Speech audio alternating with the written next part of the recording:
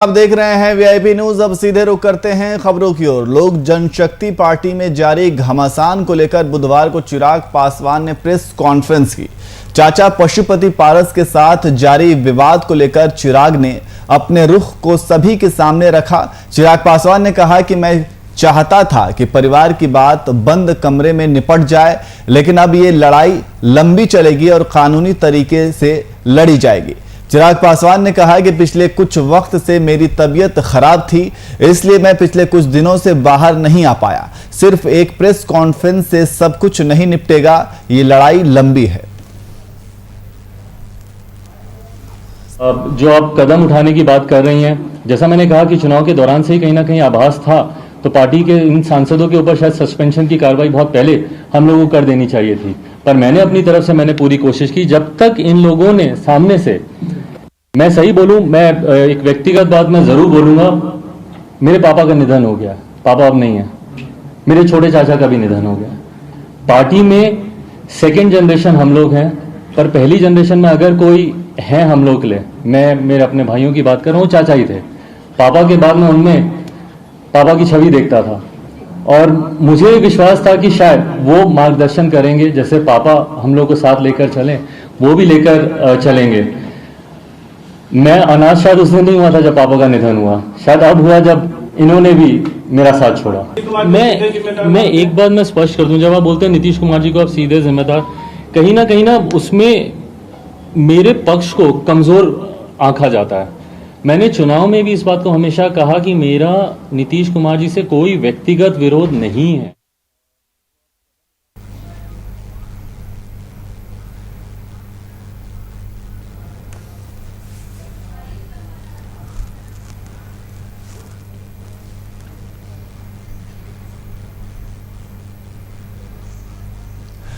और इसी खबर पर बातचीत के लिए हमारे वरिष्ठ संवाददाता शशांक दुबे हमारे साथ लाइव जुड़ गए हैं। शशांक जी, जिस तरीके से लोजपा के अंदर टूट की जो खबर है चारों तरफ, हालांकि इसके अलग अलग राजनीतिक जितने भी राजनीतिज्ञ हैं उसको अपने अपने एंगल से परिभाषित कर रहे हैं, लेकिन सवाल यह है कि इस टूट को क्या कहा जाए? क्या पार्टी की टूट कहा जाए या फिर पार्टी का पुनर्निर्माण कहा जाए? क्योंकि एक तरफ चिराग पासवान है जो ये कह रहे हैं कि पार्टी को एक तरीके से तोड़ने की कोशिश की जा रही है, वहीं दूसरी तरफ पशुपति पारस जो है उनका यह कहना है कि इन्होंने जो भी फैसला लिया है वो पार्टी के हक में लिया है, क्योंकि पार्टी में बगावती जो आवाज थे वो काफी बुलंद हो रहे थे।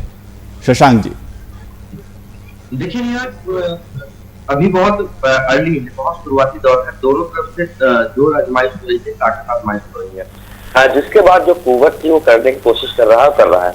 देखिए, सबसे महत्वपूर्ण ये विषय है कि आखिर लोजपा जो है, लोक जनशक्ति पार्टी का जो बायलॉज है, जो संविधान है, वो क्या कहता है। दूसरा महत्वपूर्ण विषय है कि जो संसदीय दल के नेता का चुनाव है, उसकी क्या व्यवस्था है। देखिए, लोकसभा में एक पूरी व्यवस्था है, किसी भी जो सदन होता है उसमें पूरी व्यवस्था है कि अगर कोई बड़ा घटक, यानी देखिए, पार्टी टूटना एक अलग चीज है और पार्टी को एक अलग 2/3 से ज्यादा अगर सदस्य एक साथ निकल जाते हैं तो वो अपना गुट बना सकते हैं। तो जो लोकसभा में ओम बिरला ने नियमन दिया है, व्यवस्था दी है, उसके तहत पारस गुट जो कहा जा सकता है लोजपा का भी, क्योंकि लोजपा किसकी है ये डिफाइन नहीं हो पाया अभी तक। तो लोजपा का जो पारस गुट है, पारस गुट ने अपने 5 सांसदों के साथ एक अलग गुट बना लिया है और जिसके जो संसदीय दल के नेता है वो पशुपति कुमार पारस को बनाया गया है।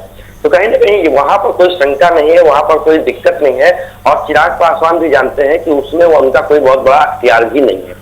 लेकिन अब बारी आ जाती है संगठन की और पार्टी की। नियाज महत्वपूर्ण क्या है कि आखिर संगठन का बायलॉज क्या कहता है, लोजपा का बायलॉज क्या कहता है। कल चिराग पासवान ने जो प्रेस कॉन्फ्रेंस की है, काफी जो लीगल ओपिनियन लेने के बाद काफी जो व्यवस्थाएं होती हैं, चुनाव आयोग के जो विशेषज्ञ लोग होते हैं, जो उनसे जुड़े हुए लोग होंगे, रिटायर्ड होंगे, या फिर जो कानूनी सलाहकार होते हैं, पार्टी का बायलॉज का पूरा अध्ययन किया गया होगा, जो पार्टी का संविधान जिसको कहते हैं, और उसके बाद ही चिराग पासवान ने कहीं ना कहीं प्रेस कॉन्फ्रेंस की है। तो अभी लड़ाई जो हो रही है वो लोजपा किसकी, आखिर लोजपा का असली हकदार कौन है। तो देखिए, जो पार्टी के संविधान है उसके अनुसार कल चिराग पासवान ने भी बताया कि अध्यक्ष पद का चुनाव कैसे होगा, और अध्यक्ष को हटाया कैसे जाएगा, इसकी पूरी व्यवस्था पार्टी के संविधान में दी हुई है। तो जो पारस गुट के 5 सांसद हैं, उनके पास कोई अधिकार नहीं है जो अध्यक्ष को हटा सके। दूसरा महत्वपूर्ण विषय है कि आज पारस गुट के लोगों ने सूरज भान के घर में एक कार्य समिति की बैठक बुलाई है राष्ट्रीय, और उस राष्ट्रीय कार्य समिति में नए अध्यक्ष का चयन होना है।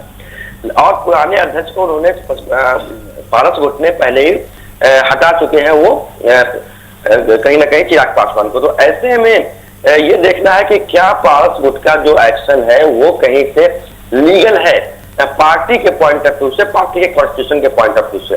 तो ये जो पूरी कवायद चल रही है। दूसरी तरफ चिराग पासवान ने अपने अध्यक्षीय शक्ति का इस्तेमाल करते हुए 5 सांसदों को पार्टी विरोधी गतिविधि को लेकर उससे पार्टी से निकाल दिया है।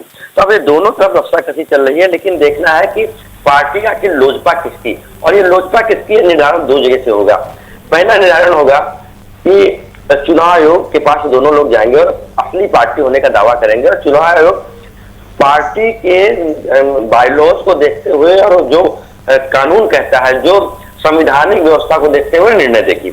दूसरा है, उसके बाद अगर किसी को निर्णय पसंद नहीं आ जाए तो वो कोर्ट जाएगा जी। कोर्ट के बाद भी सबसे बड़ी अदालत है न्याय जनता की अदालत, पब्लिक, क्योंकि असली पार्टी कौन है, असली ताकत किसके पास है।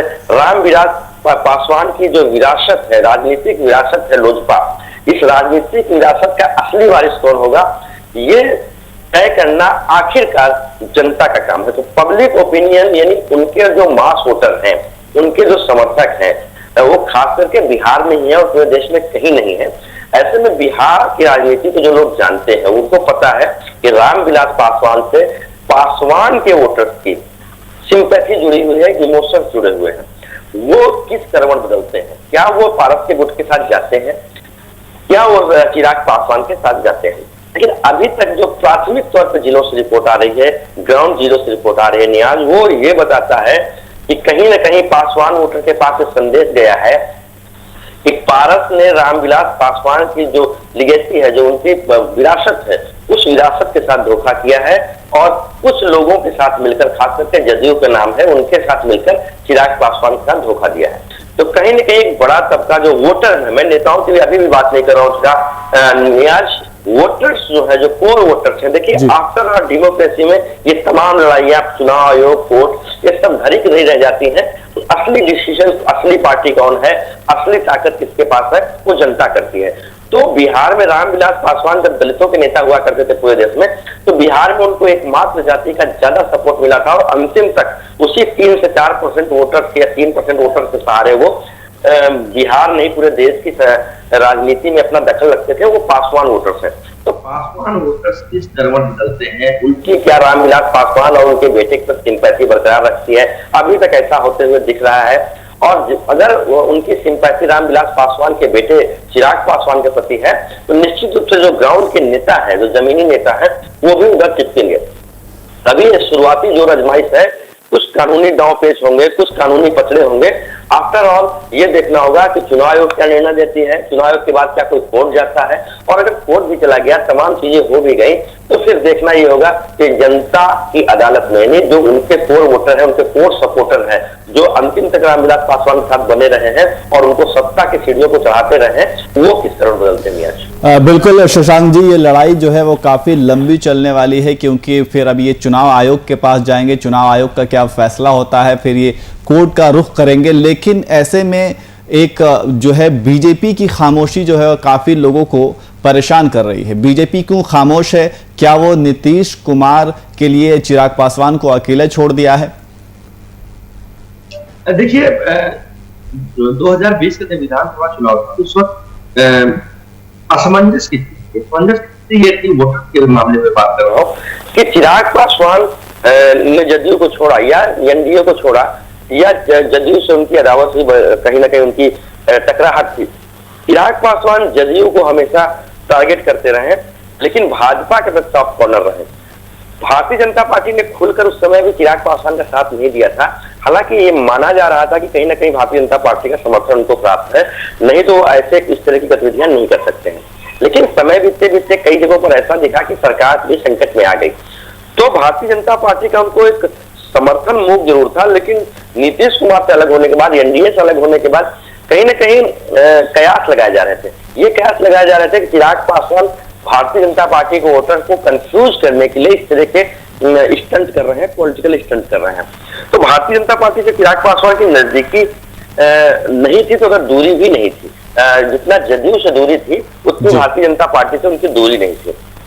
ऐसे में ये वक्त जब आया है, देखिए दो बातें कही जा रही है नियाज इस पूरे प्रकरण में। पहली बात कही जा रही है कि जो घर में आग लगी है वो घर के चिराग से लगी है, यानी पारिवारिक मतभेद पहले थे, यानी पारस और पशुपति कुमार पारस और चिराग पासवान के बीच में जो मतभेद थे वर्चस्व को लेकर, यानी रामविलास पासवान के बाद कौन।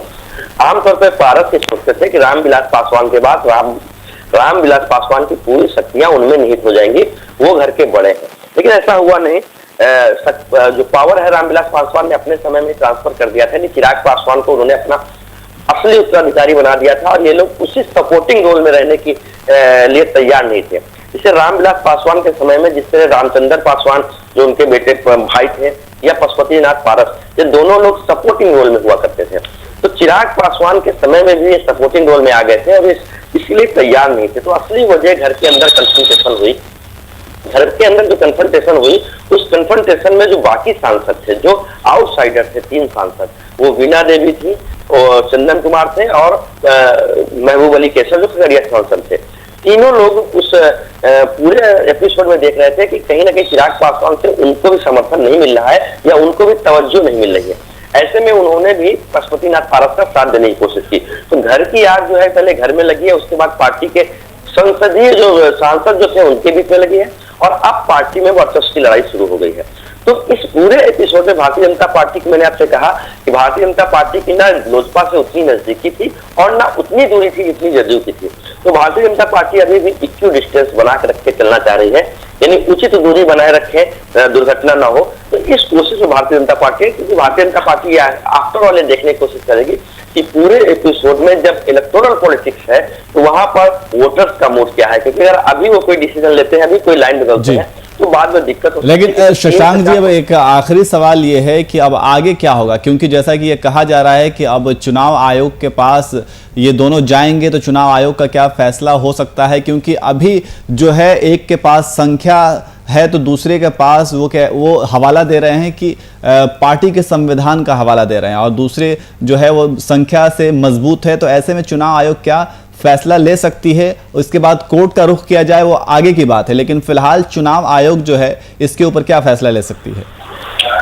देखिए नियाज, 2 बातें हैं। पहला विषय ये है कि आज सूरज भान के घर में पटना में 11 बजे पारस गुट की बैठक है और पारस गुट ने कार्य समिति की बैठक बुलाई है, इसमें राष्ट्रीय अध्यक्ष का वो लोग चुनाव करेंगे। दूसरी, राष्ट्रीय अध्यक्ष जो पार्टी के संविधान के अनुसार, क्योंकि कल चिराग पासवान ने कहा कि पार्टी के बाइलॉज में पूरी तरह से क्लियर है कि राष्ट्रीय अध्यक्ष जो चुनाव चयन जिनका हो गया है, जो निर्वाचित हो गए हैं, उनको हटाए जाने की 2 ही व्यवस्थाएं हैं। एक व्यवस्था जब उनका निधन हो जाए और दूसरी व्यवस्था जब वो खुद रिजाइन कर दें।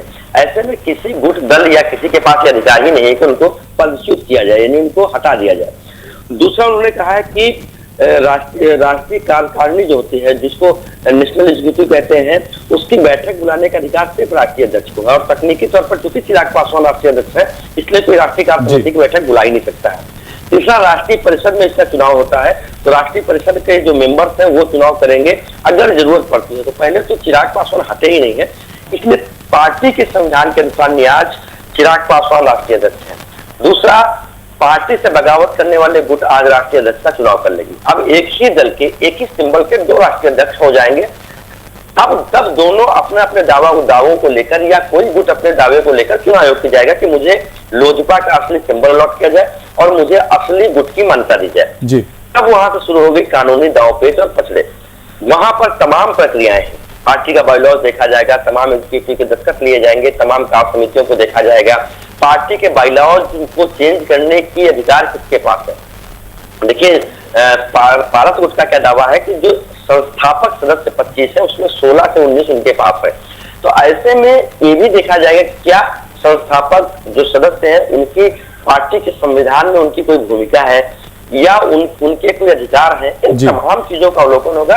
तो सीधी सी बात है कि अभी जो दोनों अध्यक्ष तथा कथित दोनों अध्यक्ष होंगे, दोनों चुनाव आयोग जाएंगे।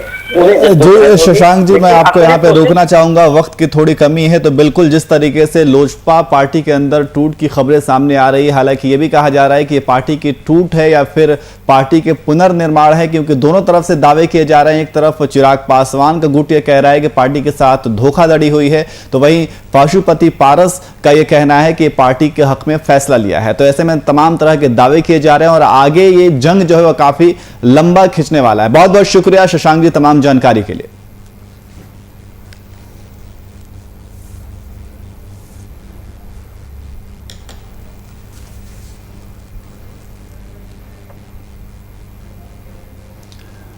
वहीं झारखंड कैबिनेट में फेरबदल की अटकलें फिर से तेज हो गई है। बताया जा रहा है कि आपको बता दें कि झारखंड में जिस तरीके से कैबिनेट में फेरबदल की अटकलें तेज हो गई हैं, तो बताया जा रहा है कि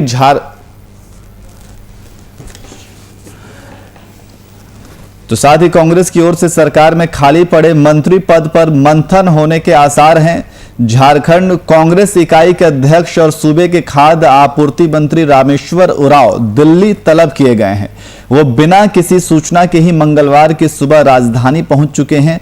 उन्होंने दिल्ली में केसी वेणुगोपाल से मुलाकात भी की है। इसके बाद सीएम हेमंत सोरेन भी दिल्ली दौरे पर हैं।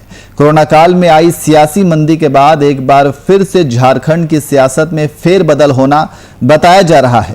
रामेश्वर उरांव के कैबिनेट में शामिल होने के बाद से ही प्रदेश अध्यक्ष की कुर्सी को लेकर झारखंड में सियासत अपने चरम पर है।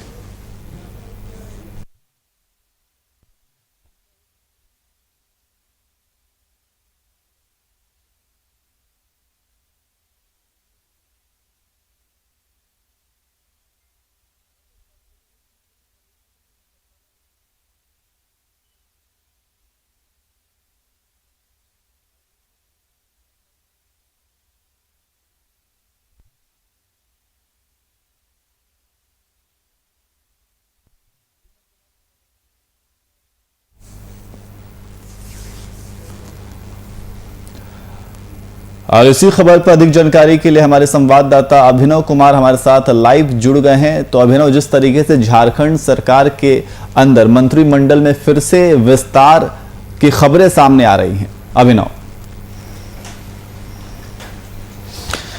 हाँ बिल्कुल, मंत्रिमंडल विस्तार को लेकर चर्चा जोरों पर है निहाज। और राज्य के वित्त मंत्री और राज्य के मुख्यमंत्री हेमंत सोरेन दिल्ली दौरे पर हैं और अब यूँ कह लें कि राजनीतिक सरगर्मी बिल्कुल बढ़ चली है और जो झारखंड की राजनीति है दिल्ली शिफ्ट हो गई है। चूंकि कई सारे मुद्दे हैं, उन मुद्दों को लेकर वहां पर बात होनी है। और आज का जो लेटेस्ट अपडेट की अगर बात कर ले तो शायद जो राज्य के मुख्यमंत्री है उनकी मुलाकात देश के प्रधानमंत्री नरेंद्र मोदी से होने वाली है और गृह मंत्री से होने वाली है और कई जो केंद्रीय मंत्री हैं उनसे मुलाकात होने वाली है। हालांकि अभी सीएमओ का झारखंड सीएमओ का अपडेट नहीं आया है, लेकिन जो खबरें चल के आ रही है कि शायद आज उनकी मुलाकात बड़े नेताओं से हो सकती है। इसके अलावा अगर यूपीए नेताओं से भी हो सकती है, सोनिया गांधी और राहुल गांधी से भी मुलाकात हो सकती है। कई ऐसे सारे मुद्दे हैं। अगर हम केंद्रीय मंत्रियों की बात करें भाजपा को लेकर तो गृह मंत्री से मुलाकात होने की बात है, देश के प्रधानमंत्री से मुलाकात होने की बात है। चर्चा यह है कि अब चूंकि कोरोना का दूसरा लहर लगभग खत्म हो गया है और विकास का मॉडल कैसे आगे बढ़ाया जाए झारखंड को, इसको लेकर वहां पर चर्चा होनी है। और चूंकि सरकारी उपक्रमों के पैसे बाकी है झारखंड के, तो ऐसे में वहां पर यह भी चर्चा हो सकती है। तो ये सब सारी चीजें हैं, उसको लेकर वहां पर चर्चा होनी है, मुख्यमंत्री वहां पर बात करेंगे। इसके अलावा अगर हम बात करें तो मंत्रिमंडल विस्तार को लेकर मुख्यमंत्री सोनिया गांधी और राहुल गांधी से मुलाकात कर सकते हैं। चूंकि एक पद जो है कैबिनेट में खाली है, उसको लेकर अब चर्चा जोरों पर है कि वो जो मंत्री होगा कांग्रेस कोटे से होगा कि जेएमएम कोटे से होगा, क्योंकि जेएम ने भी अब पत्ता खोल दिया है। उनका कहना है कि अगला जो मंत्री होगा वो जेएमएम कोटे से होगा। तो इसको लेकर अब पेच फंसी हुई है। चूंकि अगर हम बात करें तो कांग्रेस कहीं ना कहीं प्रेशर पॉलिटिक्स कर रही है जेएमएम को लेकर कि एक मंत्री कांग्रेस को मिल जाए। चूंकि अगर हम बात करें ओवरऑल अगर पहले की, तो बात यही हुई थी जेएमएम कांग्रेस में कि 4 विधायक पर 1 मंत्री होंगे। तो ऐसे में बात करें तो कांग्रेस के पास 16 विधायक है, तो उसके हिसाब से 4 मंत्री है। हालांकि अगर प्रदीप यादव और बंधु तिर्की कांग्रेस में आ चुके हैं, लेकिन उनको स्पीकर की तरफ से मान्यता नहीं मिली है। तो वही अब जेएमएम को देख ले तो जेएमएम का भी कहना है कि जब हमारी बात हुई थी तो उस समय यही बात हुई थी कि जेएमएम कोटे से वहां पर मंत्री होगा। तो अभी पेच फंसी हुई है और कहीं ना कहीं कांग्रेस जो है पॉलिटिक्स, प्रेशर पॉलिटिक्स जेएमएम कर रही है। लेकिन मुझे जहां तक अगर समझ है, मैं बताना चाहूंगा कि जेएमएम बड़े भाई की भूमिका में है। जेएमएम का एक कद कहीं ना कहीं बड़ा है और कहीं ना ये कह सकते हैं कि कांग्रेस के झोल झाले में नहीं आने वाली है। तो ये सब सारी चीजें हैं, उसको लेकर वहां पर मंथन होना है। शायद यही वजह है कि मुख्यमंत्री भी वहां पर पहुंचे हुए हैं। चर्चा जोरों पर है कि कौन जो है अगला वहां पर मंत्री होगा। इसके अलावा अगर बात करें रामेश्वर उरांव को लेकर बात करें तो प्रदीप बालमुचु और सुखदेव हगस की वापसी तय होनी है। उसको लेकर रामेश्वर उरांव की चर्चा होनी है राहुल गांधी से, वेणुगोपाल से, और वहां पर प्रदेश प्रभारी झारखंड के आरपीएन सिंह है, उनसे मुलाकात होनी है। हालांकि जो सूत्रों के अनुसार माने निहास तो जो सुखदेव भगत है उनकी वापसी नहीं हो सकती है, ऐसा कहा जा रहा है। जो प्रदीप बालमुचु है उनकी वापसी तय मानी जा रही है। तो ये सब सारे अटकलें हैं, इनको लेकर वहां पर बात हो रही है रामेश्वर उरांव की। साथ ही साथ यहाँ का क्या रिपोर्ट कार्ड है, कांग्रेस ने किस तरीके से काम किया है झारखंड में, उसको लेकर वहां पर रिपोर्ट देनी है। इसके अलावा अगर बात करें तो वन पोस्ट की हमेशा बात होती है कांग्रेस में, चूंकि राज्य के वित्त मंत्री कह ले कि प्रदेश अध्यक्ष भी है और वित्त मंत्री भी है, तो ऐसे में उसको लेकर भी वहां पर जीच है, तो वो भी क्लियर हो सकता है। तो ये सब सारे मुद्दे हैं। इसके अलावा अगर ओवरऑल अगर एक पॉइंट और बात कर ले तो बोर्ड निगम के जो पद हैं, 20 सूत्री और निगरानी समिति के जो टीम कैसे विस्तार हो, उस पर कांग्रेस और जेएमएम में क्या है, ये सब सारी चीजों को लेकर चर्चा होनी है। तो ओवरऑल अगर बात करें तो यही सब विषयों को लेकर वहां पर चर्चा होनी है। आज देखिए मुलाकात होगी, अब क्या कुछ निकल के आता है ये देखने वाली बात होगी। जी बिल्कुल अभिनव, लेकिन जिस तरीके से आपने ये जिक्र किया कि इसमें फेरबदल हो सकता है, तो फेरबदल की आखिर क्या वजह है, क्या इसके राजनीतिक मायने निकाले जा सकते हैं? क्योंकि बीजेपी भी एक तरीके से पलटवार हुई है। बीजेपी ने कहा है कि फेरबदल से कुछ नहीं होना है, सरकार के जो चरित्र है वो वैसा ही रहेगा, सरकार के चरित्र में कोई बदलाव नहीं होगा, इसके लिए परिवर्तन और दिशा निर्देश निकालना होगा। तो इस तरीके से बीजेपी ने भी पलटवार किया है। देखिए, पलटवार बीजेपी का काम है, पलटवार करना, चूंकि विपक्ष में है और जाहिर सी बात है निहाज की विपक्ष में है, तो कोई मुद्दा हो तो उसको लेकर वो कटाक्ष करती है। देखिए, अगर भारतीय जनता की पार्टी की बात करें प्रदेश में, तो जब रघुवर सरकार थी तो उस समय भी एक पद खाली था, ठीक है, लेकिन उसको लेकर हमेशा से चर्चा होती थी, लेकिन वो सब सारी चीजें नहीं हुई। अब जो है गठबंधन की यहाँ पर सरकार चल रही है और 1.5 सालों का समय गुजर गया और हमेशा ये चर्चा जोरों पर होती है कि एक जो पद है खाली है वो कौन होगा, और इसको लेकर विधायकों में भी रेश होती है कि किसको वो जो है कुर्सी मिले। इसको लेकर ताना बाना भी बुना जाता है। अब चूंकि मंत्रिमंडल विस्तार को लेकर चर्चा जोरों पर है, चूंकि एक पद खाली भी है, तो ऐसे में मुख्यमंत्री भी चाहते हैं कि इस पद को भरा जाए। और देखिए, राजनीतिक मायने की बात करें तो इसमें राजनीति, देखिए सब अपने अपने तरीके से राजनीति करते हैं, पक्ष हो विपक्ष हो, और चाहे कांग्रेस की बात कर ले, जेएमएम की बात कर ले, सब अपने अपने तरीके से राजनीति करते हैं। लेकिन एक जो पद है वो खाली है और इसको लेकर बिल्कुल ही रार मचा हुआ है। और शायद यही वजह है कि आप देखिए कि एक ही दिन राज्य के वित्त मंत्री और मुख्यमंत्री एक ही दिन दिल्ली तलब किए जाते हैं। तो शायद वहां पर कई सारे बातें हैं, उन बातों को लेकर चर्चा होनी है। और कौन होगा अगला, अगर हम कांग्रेस कोटे की बात कर ले, थोड़ा मैं जानकारी दे दूं। एक जो नाम सामने आ रहा है, निहास कोलीवीरा से विधायक है नगर विक्सल कोंगाड़ी, उनका नाम सामने आ रहा है। दूसरा नाम प्रदीप यादव का नाम सामने आ रहा है।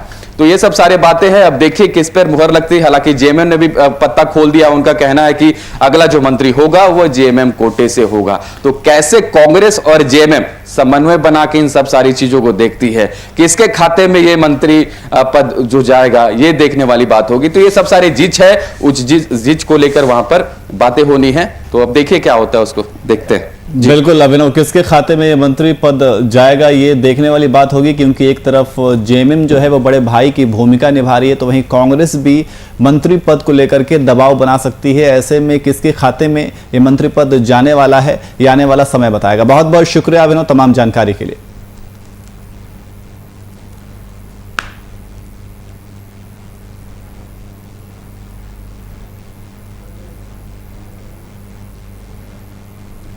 फिलहाल बुलेटिन में इतना ही। देश और दुनिया की तमाम खबरों के लिए देखते रहिए VIP न्यूज। नमस्कार।